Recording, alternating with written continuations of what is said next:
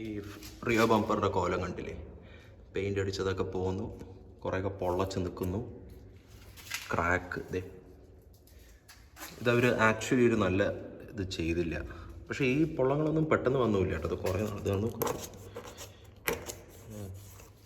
So ഇത് remove ചെയ്യാൻ actually ഇവിടെ ഒരു സ്ക്രൂ ഉണ്ട്.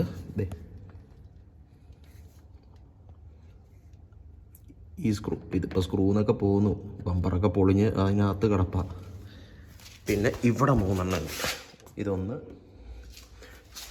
ഇതാണ് ഇവിടെ ഒന്ന്, ഇതൊരെണ്ണം, സെയിം തിങ് ഇവിടെ. ഇതാണ്, ഇതൊക്കെ പോയി കിടക്കുക കണ്ടില്ലേ? സ്ക്രൂ എന്നൊക്കെ ബമ്പറിലുള്ള ചെറിയ സ്ലോട്ടിൽ നിന്നൊക്കെ ഊരിപ്പോകുന്നു. ഇത് 10 mm സോക്കറ്റാണ്.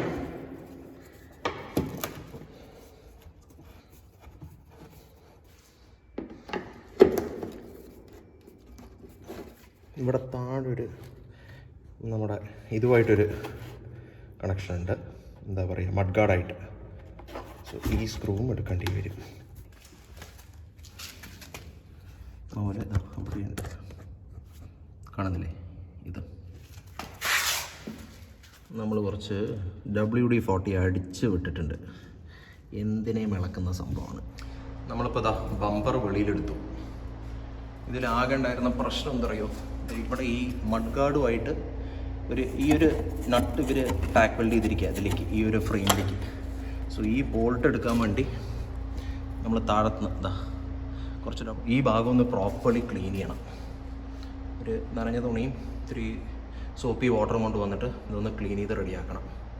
നിറച്ച് ചെളി പിടിച്ച് കിടക്കുകയാണ്, കണ്ടില്ലേ? ഇതൊക്കെ നല്ല ഫ്രഷ്ലി പെയിൻറ്റഡ് പാനൽ കാണാം. സോ ഇതൊക്കെ ഒന്ന് തുടച്ചാൽ പോകും. പിന്നെ ഈ ക്ലിപ്സ് നമ്പർ പ്ലേറ്റ് ലൈറ്റിൻ്റെയാണ്, അത് ബമ്പറിനോട് സെക്യൂർഡാണ്. സോ അത് നമുക്ക് പിടിക്കണം. അങ്ങനെ ബമ്പർ വെളിയിൽ പോകുന്നു. ഈ ബമ്പറിൻ്റെ ബാക്കിൽ ഈ മെറ്റൽ പ്ലേറ്റുമേയാണ് നമ്പർ പ്ലേറ്റ് ലൈറ്റ് മൗണ്ട് ചെയ്തിരിക്കുന്നത്. സോ ഇതും നമുക്ക് എടുക്കേണ്ടി വരും, കാരണം നമ്മുടെ പുതിയ ബമ്പറിൽ സംഭവമില്ല. ബേസിക്കലി ഈ പ്ലേറ്റ്സ് എടുത്തിട്ട് നമ്മുടെ പുതിയ ബമ്പറിൽ ഫിക്സ് ചെയ്യേണ്ടി വരും. സോ കുറച്ച് WD-40 അടിച്ച് വെച്ചിട്ടുണ്ട്. സോ നമ്മൾ ഈ 2 നമ്പർ പ്ലേറ്റ് മൗണ്ട്സും എടുത്തു. കുറച്ച് തുരുമ്പുണ്ട്, കണ്ടില്ലേ?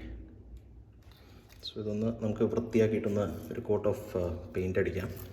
എന്താ പറയണമെന്ന് പറഞ്ഞാൽ, ഈ ഇത് കണ്ടില്ലേ, നമ്പർ പ്ലേറ്റ് ലൈറ്റിൽ അവർ ഫുൾ പെയിൻറ്റ് ഓവർ സ്പ്രേ ആയിരിക്കണം. അവരിതൊന്നും പ്രോപ്പർലി മാസ്ക് ചെയ്തില്ല. നമ്മൾ ആ ബമ്പർ പെയിൻറ്റ് ചെയ്യുമ്പോൾ ഇതൊക്കെ ഒന്ന് മാസ്ക് ചെയ്തിട്ട് ചെയ്യേണ്ടതായിരുന്നു, അതവർ ചെയ്തില്ല. നല്ല മിൻറ്റയുടെ ലൈറ്റ്സ് ആയിരുന്നു, മിൻറ്റ അല്ല, ലൂമാക്സിൻ്റെ, കണ്ടില്ലേ? ഇതാണ് അവസ്ഥ. എൻ്റെ അടുത്ത് റീപ്ലേസ്മെൻറ്റ് ലൈറ്റ്സ് ഉണ്ട്. സോ നമുക്ക് പുതിയ റീപ്ലേസ്മെൻറ്റ് ലൈറ്റ്സ് വെക്കാം. ഇത് ഫുള്ള് റിമൂവ് ചെയ്തിട്ട് ഒന്ന് നന്നായി ബ്രഷ് ചെയ്ത് പെയിൻ്റ് അടിച്ചിട്ട്, ഒന്നുമില്ല, ഒരു ബ്ലാക്ക് പെയിൻ്റ് അടിച്ചാൽ മതി. ജസ്റ്റ് ഒരു തുരുമ്പിൻ്റെ പ്രൊട്ടക്ഷന് വേണ്ടിയിട്ട് ഒന്ന് അടിച്ചിട്ട് നമുക്ക് തിരിച്ചത് ഫിറ്റ് ചെയ്യാം. സോ ഇത് കണ്ടില്ലേ, ഞാൻ ആ 2 നമ്പർ പ്ലേറ്റ് മൗണ്ടിങ് ലൈറ്റിനെ ഇതിലിട്ടു, തിന്നറിലിട്ട് വെച്ചു. തിന്നറിലിടുമ്പോൾ പെയിൻ്റൊക്കെ ഇളകി പോരും. ഒന്നൊരു ഡിസ്കാർഡ് ടൂത്ത് ബ്രഷ് വെച്ച് ഒന്ന് തുടച്ചാൽ സംഭവം ഫുള്ള് ഇതാവും. എന്നിട്ട് സാൻഡ് ചെയ്തിട്ട് നമുക്കൊന്ന് പെയിൻ്റ് അടിക്കാം. ഇത് കണ്ടില്ലേ, നമ്മൾ ഒരു കോട്ട് പെയിൻ്റ് അടിച്ചു. സാൻഡ് ചെയ്തിട്ട് ഇതിലിങ്ങനെ തൂക്കിയിട്ട് ഈ ക്യാൻ വെച്ചിട്ടില്ല, ഇത് സംഭവമൊന്നുമല്ല, ഇത് ലോക്കൽ ഹാർഡ്വെയർ സ്റ്റോറും പെയിൻറ്റ് സ്റ്റോറിലും കിട്ടും. അത് വെച്ചിട്ട് അടിച്ചു. അപ്പോൾ ഓൾറൗണ്ട് ഒരു കോട്ട് അടിച്ചിട്ടുണ്ട്. ഇത് ഉണങ്ങി കഴിഞ്ഞിട്ട് നമുക്ക് അടുത്ത കോട്ട് അടിക്കാം. നല്ല വെയിലുള്ളതുകൊണ്ട് സംഭവം പെട്ടെന്ന് ഉണങ്ങിക്കോളും. ഒരു 20 മിനിറ്റോ അരമണിക്കൂറോ കഴിഞ്ഞിട്ട് നമുക്ക് അടുത്ത കോട്ട് അടിക്കാം. 2 കോട്ട് അടിച്ചാൽ മതിയാവും, സംഭവം അത്രയും നിന്നാൽ മതി. സ്പ്രേ പെയിൻറ്റിൻ്റെ 2 കോട്ട് കഴിഞ്ഞ് സംഭവം റെഡി ആയിട്ടുണ്ട്. കുഴപ്പമില്ല, നല്ല സ്മൂത്ത് ഇതാണ്. സ്പ്രേ പെയിൻറ്റ് അടിക്കുമ്പോണ്ടല്ലോ, ആ ക്യാൻ ഒരു 20-30 സെൻറ്റിമീറ്റർ അകലെ വെച്ച് ചെയ്യണം, അല്ലെങ്കിൽ അത് ഓവർ കോട്ടിംഗ് ആയിട്ട് ഭയങ്കര ഇതാവും. തുരുമ്പൊക്കെ പോയി, കുറച്ച് ശരിക്കും പോയിട്ടില്ല കേട്ടോ, കാരണം എനിക്ക് അത് സാൻഡ് ചെയ്യാനുള്ള ഒരു പേഷ്യൻസ് ഉണ്ടായിരുന്നില്ല. ഇല്ലെങ്കിൽ നന്നായി ഒന്ന് ആക്ച്വലി സാൻഡ് ബ്ലാസ്റ്റ് ചെയ്യാണ് ബെസ്റ്റ്, അതിനുള്ള ഓപ്പർച്യൂണിറ്റി ഉണ്ടെങ്കിൽ. അല്ലെങ്കിൽ ഒരു സാൻഡ് പേപ്പർ ഇട്ട് നന്നായി മെനക്കെട്ട സംഭവം എല്ലാം റെഡി ആക്കി കിട്ടും. ഇതിപ്പോൾ ഇത്രയ്ക്ക് മതി, 2 കോട്ട് പെയിൻറ്റ് അടിച്ചിട്ട്. ഇനി ഇതിൽ കൂടുതൽ തുരുമ്പ് വരാനൊന്നും ഇല്ല. ഇത് നമുക്ക് പോയിട്ട് പിടിപ്പിക്കാം ബമ്പറിന്. അപ്പോൾ നമ്മൾ നമ്പർ പ്ലേറ്റ് ലൈറ്റ്സ് ഒക്കെ കണക്ട് ചെയ്തു പുതിയ ബമ്പറിലേക്ക്. ഞാൻ പരമാവധി പറ്റാവുന്നത്ര ഈ ഏരിയ ക്ലീൻ ചെയ്തു. ഇവിടെയൊക്കെ കുറേയൊക്കെ ചെറുതായി തുരുമ്പ് പോലെയുണ്ട്, പക്ഷേ ഇപ്പോഴത്തേക്ക് കുഴപ്പമില്ല. ഞാനിപ്പോൾ ഇത്രയും ക്ലീൻ ചെയ്ത് വിട്ടു. ഇനി നമുക്ക് ഇൻസ്റ്റാൾ ചെയ്യാം.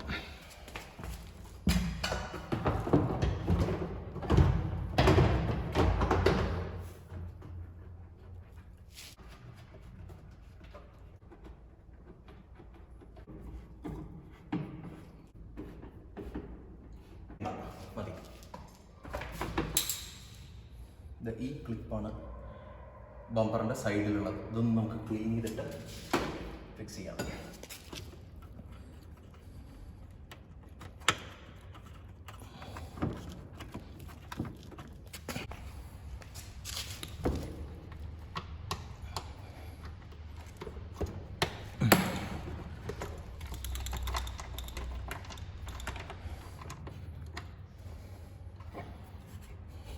അതും ഫിറ്റ് ചെയ്തു. ഇവിടെ അതിൻ്റെ താഴെ ഒരു സ്ക്രൂ ഉണ്ട്, അത് നമുക്ക് ഫിറ്റ് ചെയ്യണം.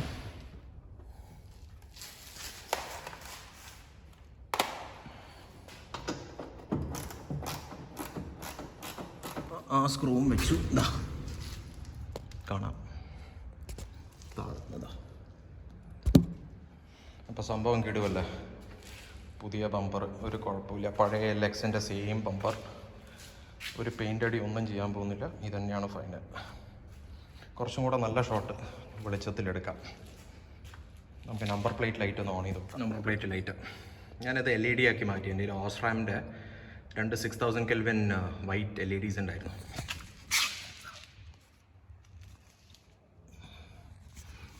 പൊളിയല്ലേ. അപ്പോൾ ഇതാണ് റിയർ ബമ്പറിൻ്റെ പാർട്സ് ഡയഗ്രാം. ബമ്പറും യൂസ് ചെയ്ത ഫാസ്റ്റനേഴ്സും ഏതൊക്കെയാണെന്ന് കാണിക്കുന്നുണ്ട്. പാർട്ട് നമ്പർ 8 ആണ് നമ്പർ പ്ലേറ്റ് ലൈറ്റ് അസംബ്ലി. അതിൽ സ്ക്രൂസ് എല്ലാം വരും, ബൾബ് മാത്രം വരില്ല. ഇതാണ് റിയർ ബമ്പർ. ഇതാണ് ഇതിൽ യൂസ് ചെയ്ത ഒരു ഫാസ്റ്റനർ. ഫാസ്റ്റനേഴ്സൊക്കെ മിക്കവാറും പഴയതാണെന്നുണ്ടെങ്കിൽ തുരുമ്പിച്ചിട്ടുണ്ടാവും. ഏറ്റവും ബെസ്റ്റ് മാറ്റുകയാണ്. ഫാസ്റ്റനേഴ്സ് ചീപ്പാണ്. ഇതാണ് പിന്നെ ഒരു സ്ക്രൂ സൈഡിൽ വരുന്നത്. ഇതാണ് നമ്പർ പ്ലേറ്റ് ലൈറ്റ് അസംബ്ലി. ഈ ഫ്രണ്ടും റിയർ ബമ്പറും സോഴ്സ് ചെയ്ത ഒരു ഇൻട്രസ്റ്റിംഗ് സ്റ്റോറിയാണ്. ഞാനിവിടുത്തെ ഒരു ലോക്കൽ MGP ഔട്ട്ലെറ്റിൽ വിളിച്ചപ്പോൾ അവർ പറഞ്ഞു പാർട്ടൊക്കെ എപ്പോഴോ പ്രൊഡക്ഷൻ നിർത്തി സെന്നിൻ്റെ, ഇപ്പോൾ അവൈലബിൾ അല്ലാന്ന്. അപ്പോൾ ഞാൻ അവരെ വേറൊരു ബ്രാഞ്ചിനെ വിളിച്ചു. അപ്പോൾ പുള്ളി പറഞ്ഞു ഞാൻ ഹെൽപ്പ് ചെയ്യാം, പക്ഷേ നിങ്ങൾ എനിക്ക് കുറച്ച് അപ്പ് ഫ്രണ്ട് കാശ് തരണം, കാരണം കുറേ പേര് ഇങ്ങനെ വാങ്ങിയിട്ട് പാർട്ട് എടുക്കാതെ പോയവരുണ്ട്. അപ്പോൾ ഞാൻ കുറച്ച് അഡ്വാൻസ് മൂപ്പര് കിട്ടും. അതിൻ്റെ ഈ വാട്സാപ്പ് സ്ക്രീൻഷോട്ടാണ് ഇപ്പോൾ നിങ്ങൾ കാണുന്നത്.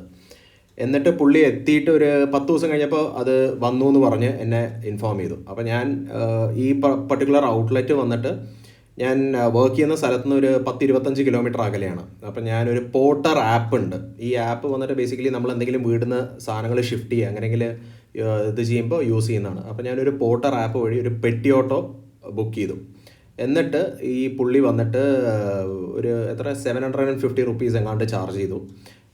എന്നിട്ട് എൻ്റെ വർക്ക് പ്ലേസിൽ വന്നിട്ട് സംഭവം ഡ്രോപ്പ് ചെയ്തു. എന്നിട്ട് ഞാനത് എൻ്റെ വണ്ടി പോളോയിൽ ലോഡ് ചെയ്തിട്ട് ഞാൻ വീട്ടിൽ കൊണ്ടുവന്നിട്ട് അങ്ങനെ ഇറക്കുക ചെയ്തത്.